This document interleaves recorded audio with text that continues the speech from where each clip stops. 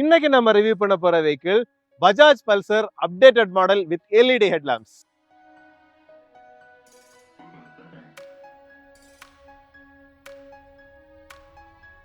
இந்த பஜாஜ் பல்சரை பொறுத்தவரையில படையப்பா வயசானாலும் ஸ்டைலுக்கும் கெத்துக்கும் வந்து எந்த குறைச்சலுமே இல்லை அப்படிங்கிற சொல்றது மாதிரி தான் பல்சர் வந்து கிட்டத்தட்ட 25 வருஷமா வந்து மார்க்கெட்ல இருந்தாலும் இன்னைக்கும் அதுக்கு ஒரு கல்ட்டான ஃபேன் ஃபாலோயிங் இருக்குது. அந்த ஸ்டைலிங்கை வந்து அவங்க யூனிக்கா இன்னைக்கு வரைக்கும் அப்படியே மெயின்டைன் பண்ணி சூப்பராகவே வந்து மார்க்கெட்ல பொசிஷன் பண்ணிட்டு இருக்காங்க. லேட்டஸ்ட் அப்டேட்டா பாத்தீங்கன்னா இப்போ வந்து உங்களுக்கு எல்இடி ஹெட்லாம்ப்ஸ், எல்இடி இண்டிகேட்டர்ஸ் இந்த மாதிரி வந்து அப்டேட்ஸ் கொடுத்துருக்காங்க. கூடவே அதுல top of the line variant தான் வந்து இதுல இருக்குது.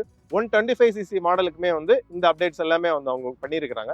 ஸோ என்னென்ன சேஞ்சஸ் வந்து இப்போ பண்ணியிருக்கிறாங்க, கூடவே வந்து பல்சர்ல அதாவது இப்போ இருக்கிற லைனப்ல லாஸ்டா இருக்கக்கூடிய அப்டேட் வந்து இதுவாக தான் இருக்க போகுது. இந்த வருஷ கடைசியில அல்லது அடுத்த வருஷ தொடக்கத்துல வந்து அவங்க ஃபுல்லி ரீவாம்டா வந்து அதாவது புது சாசி, புது என்ஜின் அப்படின்னு சொல்லிட்டு ஒரு பிளான்லயுமே வந்து பஜாஜ் இருக்கிறாங்க. ஸோ இந்த வண்டியோட டீடைல் ரிவ்யூ நம்ம இந்த வீடியோல பார்க்க போறோம். கூடவே வந்து ஷார்ட்டான ஒரு ரைடு ரிவ்யூ இந்த வீடியோல இருக்க போகுது. நீங்க பார்த்துட்டு இருக்கிற சக்கரம் கார்ஸ் அண்ட் பைக்ஸ், ஒருவேளை நம்ம சேனலை நீங்க ஃபர்ஸ்ட் டைமா பாக்குறீங்க இல்ல சப்ஸ்கிரைப் பண்ணாம பாக்குறீங்க அப்படின்னா மறக்காம சப்ஸ்கிரைப் பண்ணிட்டு பெல் ஐக்கானை பிரஸ் பண்ணிக்கோங்க. அப்பதான் ஃபியூச்சர்ல வரக்கூடிய அப்டேட்ஸ் எதுவுமே உங்களுக்கு மிஸ் ஆகாது.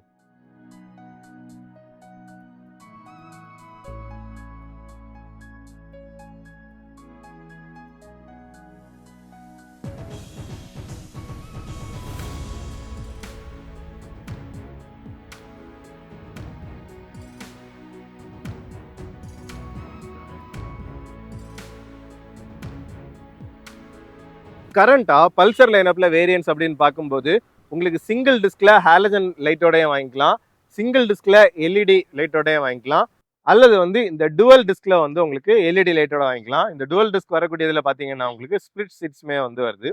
கூடவே இந்த பல்சர் இந்த லேட்டஸ்ட் மாடல்ல பாத்தீங்கன்னா உங்களுக்கு மேஜர் அப்டேட்ஸா வந்து கிராஃபிக்ஸ் வந்து சூப்பராகவே வந்து சேஞ்ச் பண்ணியிருக்காங்க. இந்த பாடி கிராஃபிக்ஸ் எல்லாமே வந்து ரொம்பவே அட்டகாசமா இருக்குது. பாத்தீங்கன்னா உங்களுக்கு ஒரு பேட்டர்ன் இந்த ப்ளூ ப்ளஸ் அந்த ஒரு கிரே ப்ளஸ் பிளாக் அந்த கான்ட்ராஸ்டிங் பேட்டர்ன் வந்து சூப்பராகவே ஒர்க் அவுட் ஆகுது. 3Dல வந்து பல்சர் அப்படிங்கிற லோகோ வந்து உங்களுக்கு ஹைலைட்டா இருக்குது. என்ன அப்படின்னு பாத்தீங்கன்னா, பொதுவாக வந்து பஜாஜ் அப்படிங்கிற ஒரு கம்பெனி அவங்களுக்கு ஒரு பைக் வந்து ஒரு மாடலா இருக்கு. ஆனா இதுவே நீங்க பல்சரை பொறுத்தவரை உங்களுக்கு பஜாஜ் பல்சர் அப்படின்னு சொல்லிட்டு யாருமே சொல்ல மாட்டாங்க. அது வந்து பல்சர் அப்படிங்கிறதே வந்து ஒரு தனி பிராண்ட் மாதிரி தான் வந்து அது ஆக்ட் ஆகும். ஆப்வியஸ்லி உங்களுக்கு அந்த இவ்வளவு வருஷத்துக்கான சக்சஸை வந்து நமக்கு பார்க்கும்போதே வந்து புரியும். கூட வந்து உங்களுக்கு ஹெட்லாம்போட டிசைன் வந்து கொஞ்சம் சேஞ்சா இருக்குது. அதாவது அந்த ஓவரால் சிலவுட், அந்த ஓவரால் டூமோட ஷேப்பை வந்து அவங்க மாத்தல.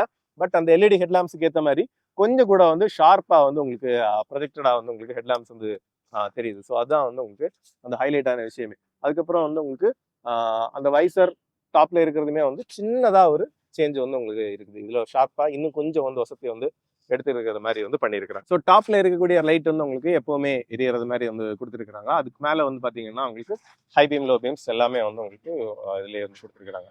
ஸோ நீட்டான ஒரு ஹெட்லாம்ப் யூனிட் தான். லைட்டோட பவருமே கொஞ்சம் இம்ப்ரூவ் பண்ணியிருக்கிறதா வந்து சொல்லியிருக்காங்க. கூடவே இண்டிகேட்டர்ஸும் பார்த்தீங்கன்னா உங்களுக்கு எல்இடிலே வந்து இப்போ இண்டிகேட்டர்ஸுமே வந்து கொடுத்துருக்காங்க.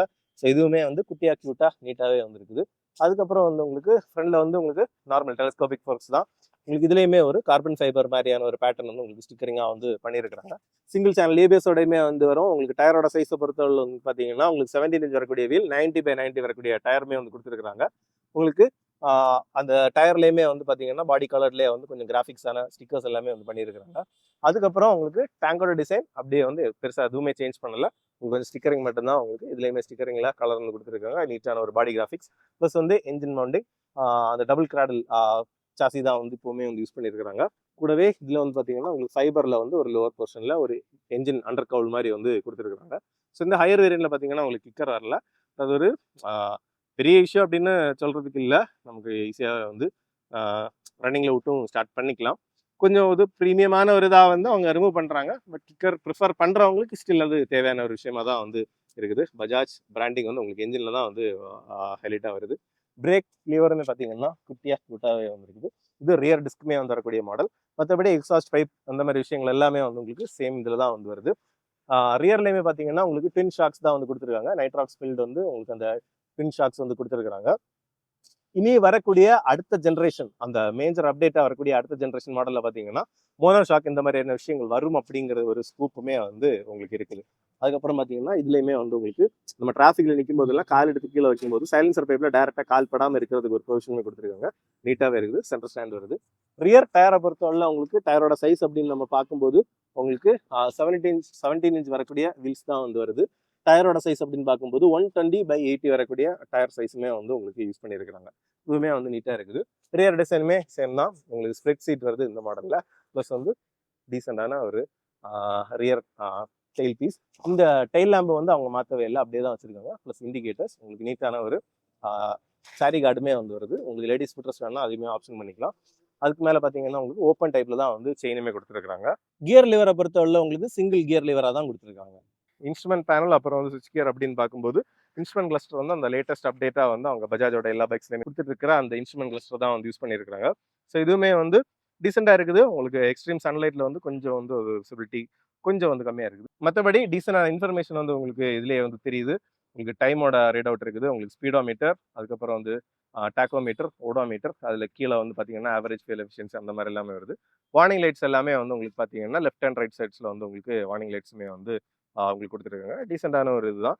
உங்களுக்கு பட்டன்ஸை பொறுத்தவரையுமே high beam, low beam and passing வந்து இன்டெகிரேட்டடாக ஒரே சுவிட்சில் கொடுத்துருக்காங்க. இது வந்து உங்களுக்கு கான்சோலில் என்ன ரீடிங் வந்து நீங்கள் பார்த்துட்ருக்கீங்க அப்படிங்கிறத சேஞ்ச் பண்ணிக்கிறதுக்கு இண்டிகேட்டர், அப்புறம் வந்து ஹார்ன் வருது.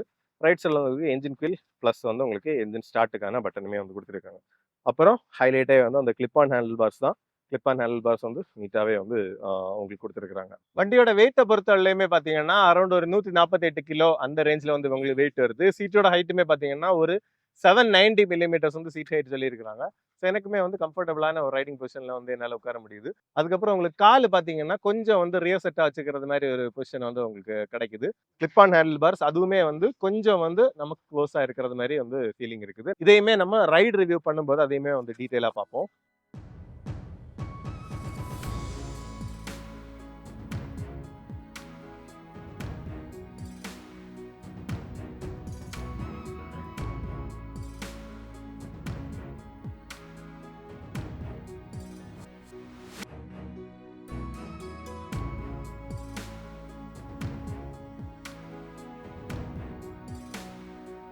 இப்போ நம்ம இந்த அப்டேட்டட் பல்சரை வந்து ரைட் பண்ணி பார்ப்போம்.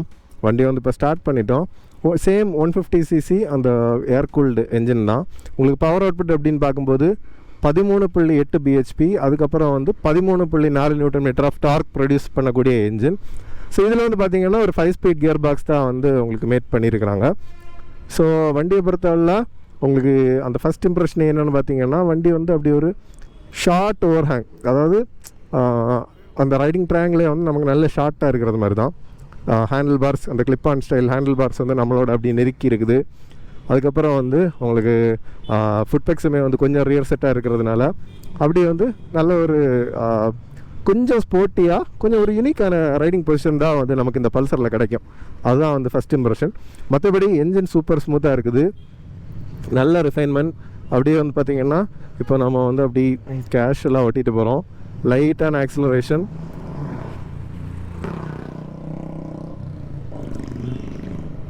ஸ்மூத்தாக வந்து நமக்கு ஆக்சிலரேட் ஆகுது.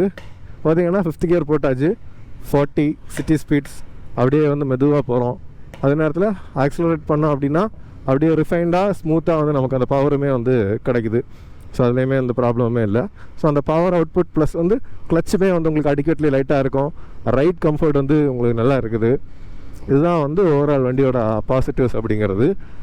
ப்ளஸ் உங்களுக்கு நெகட்டிவ் அப்படின்னு சொல்லணுன்னா முன்னாடி இருந்த பல்சர்ஸ் வந்து பார்த்திங்கன்னா டெய்லி யூஸ் பண்ணுறவங்களுக்கு ஒரு 1 lakh கிலோமீட்டர் ஆகும்போது கொஞ்சம் வந்து அந்த வண்டி அந்த புதுசு மாதிரி இருந்த ஃபீலிங் போய் வந்து கொஞ்சம் வந்து ஒரு லூசன் அவுட்டான ஒரு எஃபெக்ட் வந்து கிடைக்கும். அது மட்டும்தான். ஸோ அதை வந்து நம்ம கொஞ்சம் கூட கேர்ஃபுல்லாக என்ன சொல்கிறது, எக்ஸ்ட்ரா கேர் கொடுத்து கொஞ்சம் மெயின்டைன் பண்ண வேண்டிய ஒரு வண்டி அப்படின்னு வந்து சொல்லலாம். மற்றபடி அந்த ஸ்மூத்னஸ் அதெல்லாமே வந்து ரொம்ப நல்லா இருக்குது. பட் இன்றைக்குள்ள பல்சர்ஸ் வந்து அன்னைக்குள்ளதை விட வே பெட்டர் குவாலிட்டி நமக்கு எல்லாமே வந்து கொடுத்துட்டாங்க. ஸோ கரெக்டாக ப்ராப்பராக சர்வீஸ் பண்ணிங்க அப்படின்னா இன்றைக்கி இருக்கிற பல்சர்ஸ் வந்து நமக்கு எக்ஸ்ட்ரா லாங்காக வந்து நம்மளால் மெயின்டைன் பண்ண முடியும். கிளச் வந்து அடிக்கடி லைட்டாக இருக்குது. கியர் ஷிஃப்டிங்கை பொறுத்தவரையுமே வந்து உங்களுக்கு கொஞ்சம் ஒரு லாங் த்ரோ இருக்குது, கொஞ்சம் இழுத்து வைக்கிறது மாதிரி ஒரு இது இருக்குது. ஒரு 2 ஸ்டெப், அதாவது பழைய யூனிகார்ன்லாம் வர்றது மாதிரி அந்த ஒரு 2 ஸ்டெப்பாக வந்து அந்த ஸ்லாட்டுமே வந்து ஷிஃப்ட் ஆகுது. ரைட் கம்ஃபர்ட் வந்து கண்டிப்பாக சூப்பராக இருக்குது. முன்னாடி இருந்தே பல்சர்ஸ் வந்து உங்களுக்கு அந்த ரைட் கம்ஃபர்ட் வந்து ரொம்பவே நல்லாயிருக்கும். ஸோ இப்போவுமே அது வந்து உங்களுக்கு எந்த விதத்துலையுமே அவங்க வந்து குறை வைக்காத அளவுக்கு அந்த ரைட் குவாலிட்டி வந்து சூப்பராகவே இருக்குது. இன்னொன்று, அந்த BS6க்கு வந்ததுக்கப்புறமும் பல்சருக்கான அந்த டிஸ்டிங்டான ஒரு என்ஜின் நோட், அந்த நோட் வந்து ரொம்ப வந்து சேஞ்ச் ஆகாமல் வந்து பார்த்துட்ருக்காங்க. என்னென்னா பல்சரை ரைஸ் பண்ணும்போது அப்படியே அது ஒரு ஸ்மூத்தாக லீனியராக பவர் டெலிவரி கொடுத்தாலும் அந்த ஒரு என்ஜின் சவுண்ட் அப்படிங்கிறது பல்சருக்கே உரித்தானதாக, பல்சருக்கே யூனிக்காக இருக்கக்கூடிய அந்த ஒரு என்ஜின் சவுண்டு தான். ஸோ அதையுமே வந்து அவங்க சூப்பராகவே வந்து வச்சுருந்துருக்காங்க. அது ஒரு நல்ல விஷயம். கொஞ்சம் ரைஸ் பண்ணி நம்ம ஒரு 80 அந்த மாதிரிலாம் ஸ்பீடு போனதுக்கப்புறம் தான் அவங்களுக்கு வைப்ரேஷன் தெரியும். மற்றபடி ஹேண்ட்லிங்கை பொறுத்தவரையுமே வந்து உங்களுக்கு டீசெண்டான ஹேண்ட்லிங் வரக்கூடிய பைக்கு தான். அவங்களுக்கு ரொம்ப வந்து ரொம்ப ஒரு ஷார்ப் ஹேண்ட்லரும் கிடையாது, ரொம்ப வந்து மோசம் அப்படின்னும் சொல்ல முடியாது. உங்களுக்கு டீசெண்டான ஹேண்ட்லிங் வந்து உங்களுக்கு இந்த வெஹிக்கிள்ஸ் வந்து கொடுக்கும். ரைட் கம்ஃபர்ட் தான் வந்து நமக்கு மேஜராக ஹைலைட்டாக இருக்கக்கூடிய ஒரு விஷயம். மற்றபடி டிராஃபிக்லாம் ஓட்டுறதுக்கும் நம்ம சொல்கிறது மாதிரி அது ஈஸியாக ஹேண்டில் ஆகும். ரொம்ப ஹைட்டானவங்களுக்கு கொஞ்சம் வந்து இந்த ரைடிங் பொசிஷன் வந்து கொஞ்சம் செட் ஆகாமல் இருக்கலாம். மெயினாக ஷார்ட்டானவங்களுக்குமே எல்லாருக்குமே வந்து ரொம்ப சூட் ஆகிற ஒரு ரைடிங் பொசிஷன் தான். ஓவரால் வண்டியோட அந்த ஒரு ரைட் எக்ஸ்பீரியன்ஸ் அப்படின்னு சொல்லும்போது நம்ம ஆல்ரெடி கொஞ்சம் டீட்டெயிலாக ஓட்டிட்டோம், அதனால் திருப்பி நான் இதில் வந்து ஓட்டி சொல்லலை. பட் நமக்கு ஒரு எக்ஸ்பீரியன்ஸாக நம்ம சொல்லணும் அப்படின்னா வண்டி வந்து எக்ஸ்ட்ரீம்லி கம்ஃபர்டபுள், ப்ளஸ் வந்து உங்களுக்கு சீட்டுமே வந்து அடிக்கட்டாக ஸ்பேஸ் இருக்கிறதுனால உங்களுக்கு அதுலேயுமே வந்து பிரச்சனை இல்லை. அதுக்கு மேலே மெயினாக வந்து நீங்கள் கவனிக்க வேண்டிய விஷயம் என்ன அப்படின்னு பார்த்தீங்கன்னா ஒரு 80-90 அது வந்து உங்களுக்கு ஒரு கம்ஃபர்டபுளான க்ரூசிங் ஸ்பீடாக இருக்கும். அதுக்கு மேலே போகும்போது நமக்கு பார்த்திங்கன்னா கொஞ்சம் வந்து வைப்ரேஷன் சரி. அது வந்து 100% நமக்கு வந்து ஒரு எக்ஸ்பெக்டடான பிஹேவியர் தான் நமக்கு அதில். இப்போ அதை வந்து நம்ம குறை சொல்கிறதுக்கு கிடையாது. ஏன்னா 80 வரைக்கும் ஒரு 150cc பைக் வந்து நமக்கு ஸ்மூத்தாக இருக்குது அப்படிங்கிறதே வந்து ரொம்ப ரொம்ப தாராளமாக வந்து நமக்கு போதும். ஸோ அந்த விதத்தில் ஒரு டீசெண்டான க்ரூசிங் ஸ்பீடுமே வந்து உங்களுக்கு கிடைக்கும். நீங்கள் ஈஸியாக கம்ஃபர்டபுளாக வந்து டே டு டே யூஸ் பண்ணுறதுக்கான ஒரு யூனிக்லி ஸ்டைல்டான வண்டி தான் வந்து இந்த பல்சர்.